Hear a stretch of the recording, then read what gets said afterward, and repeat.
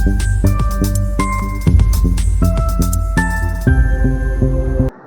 Viewers, எல்லாரும் எப்படி இருக்கீங்க? இந்த வீடியோவில் நாம இன்னைக்கு எதை பற்றி பேச போகிறோம்னா, தமிழ்நாட்டில் நாளுக்கு நாள் பாலியல் ரீதியான குற்றச்சம்பவங்கள் தொடர்ந்து அதிகமாகவே நடைபெற்று வருது. எங்கே பார்த்தாலும் பாலியல் ரீதியான குற்றச்சம்பவங்கள், ஸ்கூல் காலேஜ்னு ஒரு இடத்தையும் விட்டு வைக்கல. சமீபத்தில் பார்த்தீங்கன்னா, கிருஷ்ணகிரி மாவட்டத்தில் உள்ள ஒரு மலையின் மீது அமைந்துள்ள மசூதிக்கு 35 வயது மதிக்கத்தக்க ஒரு ஆண் தனது உறவினரான ஒரு பெண்ணுடன் வழிபாடு செய்யறதுக்காண்டி வராரு. அங்கே இருக்கக்கூடிய 4 இளைஞர்கள் அவங்கள சுற்றி வளைச்சு நகை பணம் எல்லாத்தையுமே வழிப்பறி செஞ்சு அந்த ஆணைய பெண்ணையும் நிர்வாணமா நிற்க வச்சு அந்த பெண்ணை பாலியல் துன்புறுத்தலுக்கு ஆளாக்கியிருக்காங்க. இந்த சம்பவத்தை பற்றி தான் நம்ம இன்னைக்கு டீட்டெயிலாக பார்க்க போகிறோம். வாங்க வீடியோக்குள்ள போகலாம். அதுக்கு முன்னாடி நீங்கள் இன்னும் நம்ம சேனலை சப்ஸ்கிரைப் பண்ணலாம். சப்ஸ்கிரைப் பண்ணி வச்சுக்கோங்க. அப்போ தான் அந்த மாதிரி உலகத்தில் நடக்கக்கூடிய முக்கியமான செய்திகளை நீங்கள் நம்ம சேனல் மூலமாக தெரிஞ்சுக்க முடியும்.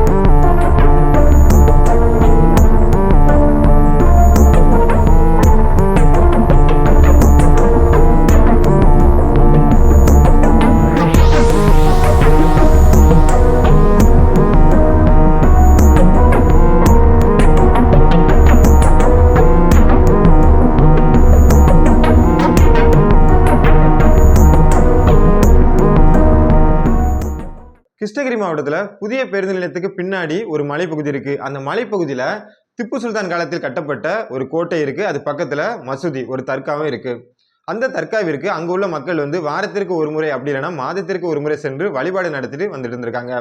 அங்க வழிபாடு செய்யறதுக்காண்டி திருப்பத்தூர் மாவட்டத்தை சேர்ந்த ஒரு இளைஞர், அவரோட வயது 35, அவருடைய உறவினரான ஒரு பெண்ணுடன் வழிபாடு செய்யறதுக்காண்டி அங்கிருந்து இங்க வந்திருக்காரு. ஸோ சம்பவம் நடந்த அன்னைக்கு கடந்த 19ஆம் தேதி அந்த மலையின் மீது ஏறி வழிபாடு செய்யறாரு. செஞ்சுட்டு கிளம்பக்கூடிய டைம்ல அந்த ஆணையும் பெண்ணையும் அங்க இருக்கக்கூடிய ஒரு 4 இளைஞர்கள் கண்காணிச்சுட்டே இருந்திருக்காங்க. கரெக்டா இவங்க கிளம்பக்கூடிய நேரத்துல அந்த 4 பேர் இவங்களை கத்தியை காமிச்சு மிரட்டி நகை மற்றும் பணத்தை அவங்ககிட்ட கொள்ளையடிச்சிருக்காங்க. அது மட்டும் இல்லாம அந்த ஆண்கிட்ட இருந்து ஜிபே மூலமா 7000 ரூபாவை இவங்க வாங்கியிருக்காங்க.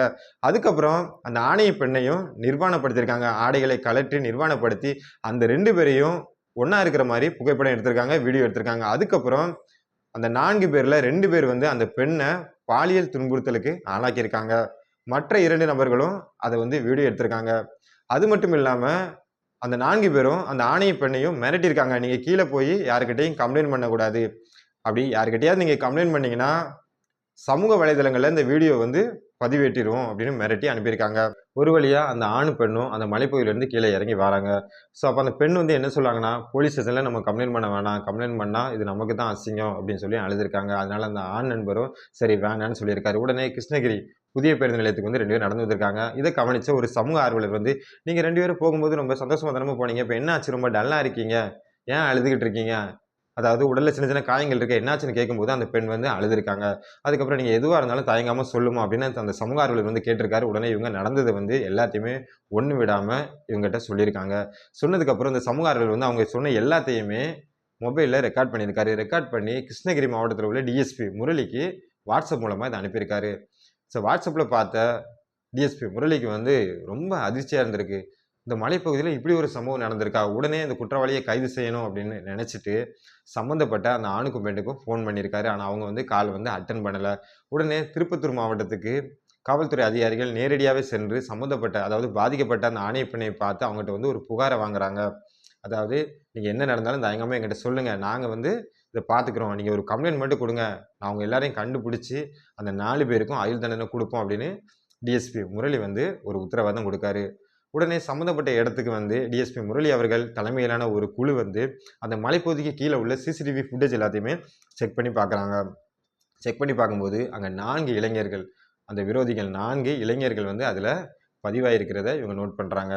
அது யார் அப்படின்னு பார்த்தீங்கன்னா, ஃபர்ஸ்ட் ஒன்று கலையரசன், 2வது அபிஷேக், 3வது சுரேஷ், 4வது நாராயணன். இந்த 4 பேர் தான் இந்த குற்றச்செயலில் ஈடுபட்டிருக்காங்க அப்படிங்கிறத கன்ஃபார்ம் பண்ணுறாங்க.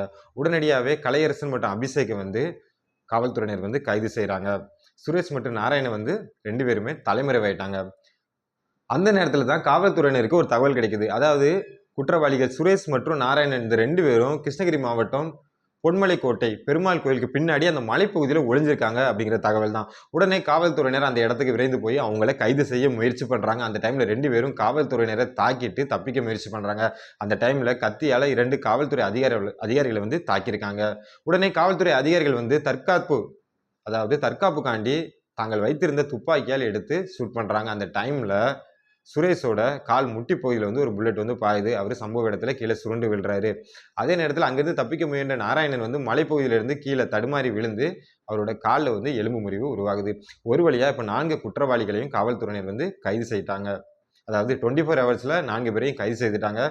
அதாவது பொதுமக்கள் வந்து டிஎஸ்பி முரளி அவர்களுடைய தலைமையிலான குழுவை வந்து பாராட்டிட்டு இருக்காங்க. ஏன்னா சம்பவம் நடந்து 24 ஹவர்ஸ்ல கைது பண்ணிட்டாங்க. அதே நேரத்தில் பார்த்தீங்கன்னா அதாவது பாதிக்கப்பட்டவர்கள் வந்து நேரடியாக கம்ப்ளைண்ட் கொடுக்கல.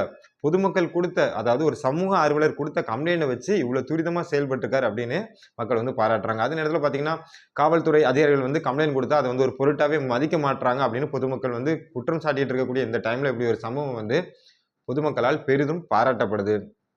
அதே நேரத்தில் பார்த்தீங்கன்னா டிஎஸ்பி முரளி என்ன சொல்றாருன்னா, முடிஞ்ச அளவு இந்த 4 பேருக்கும் நான் வந்து ஆயுள் தண்டனை வாங்கி கொடுப்பேன். இதை வந்து நான் கண்டிப்பா நிறைவேற்றுவேன் அப்படின்னு வாக்குறுதி அளிச்சிருக்காரு. மேலும் அவருக்கு சொல்லக்கூடிய விஷயம் என்னன்னா, இதே மாதிரி இடத்துக்கு, அதாவது மலைப்பகுதி மீது உள்ள ஒரு கோவிலுக்கோ இல்லை வேற ஒரு சுற்றுலா இடத்துக்கோ நீங்க போகும்போது அது ஆள் நடமாட்டம் மிக்க இடமா இல்லை ஆள் நடமாட்டம் இல்லாத இடமா அப்படிங்கிறத பார்த்து யோசிச்சு போங்க. இல்லைன்னா நிறைய பேர் சேர்ந்து போங்க, இப்படி தனியா போகாதீங்க. அதே நேரத்தில் ஏதாவது ஒரு உதவின்னு நீங்க அங்கிருந்து கூப்பிட்டீங்கன்னா கத்துனீங்கன்னா பக்கத்துல யாராவது இருக்காங்களா, அவங்களுக்கு கேட்குமா, அவ்வளோ டிஸ்டன்ஸ்ல யாராவது இருக்காங்களா, பொதுமக்கள் நடமாடக்கூடிய இடமா அப்படின்னு பார்த்து யோசிச்சுட்டு போங்க. அதாவது இது சுதந்திர இந்தியா தான். யாருக்கு எந்த டைம்ல எங்கனாலும் போகிறதுக்கு உரிமை இருக்கு. இருந்தாலும் நம்மளோட பாதுகாப்பு முக்கியம். அதாவது யார் எங்க இருப்பான்னு நமக்கு தெரியாது. வழிப்பறி கொள்ளையர்கள், காம கொடூரர்கள் இவங்கெல்லாம் எங்க இருப்பாங்க, நமக்கு எப்போ துன்பம் உருவாக போகுது நமக்கு தெரியாது. அதனால நாம தான் கவனமா இருக்கணும் அப்படின்னு பொதுமக்களுக்கு ஒரு அறிவுரை வந்து வழங்கியிருக்காரு. மக்களே, இந்த கண்டென்ட்டை பொறுத்த வரைக்கும் பார்த்தீங்கன்னா, நான் சொல்லக்கூடிய விஷயம் என்னன்னா, நீங்களோ இல்லை உங்கள் உறவினர்களோ நண்பர்களோ இந்த மாதிரி மலையின் மீது அமைந்துள்ள கோவிலுக்கோ இல்லை சுற்றுலா தலங்களுக்கோ போகும்போது ரொம்ப கவனமா இருங்க. அது வந்து ஆள் நடமாட்டம் அதிகமா உள்ள இடமா இல்லை ஆள் நடமாட்டம் இல்லாத இடமா அப்படிங்கிறத தெரிஞ்சுட்டு போங்க. ஏன்னா காம கொடூரர்கள், வழிப்பறி கொள்ளையர்கள் எந்த ரூபத்துல எங்க இருக்காங்கன்னு நம்மளால கெஸ் பண்ண முடியாது. இந்த சம்பவத்தை கூட பார்த்தீங்கன்னா, அதாவது இந்த 4 பேருமே 20லேருந்து 24 வயசு உள்ள இளைஞர்கள் தான். அதே நேரத்தில் இந்த 4 பேரும் பல குற்ற சம்பவங்கள்ல இதுக்கு முன்னாடி ஈடுபட்டிருக்காங்க. பல புகார்கள் வந்து போலீஸ் ஸ்டேஷன்ல வந்து பதிவாயிருக்கு. அதாவது சரித்திர பதிவேடு குற்றவாளின்னு சொல்லுவாங்களா, அந்த லிஸ்ட்ல இந்த 4 பேருமே இருக்காங்க. ஜாமீன்ல தான் வெளியே வந்திருக்காங்க. அப்படி இருக்கும்போது இவங்களை வந்து காவல்துறையினர் வந்து கண்காணிக்க தவறிட்டாங்கன்னே சொல்லலாம்.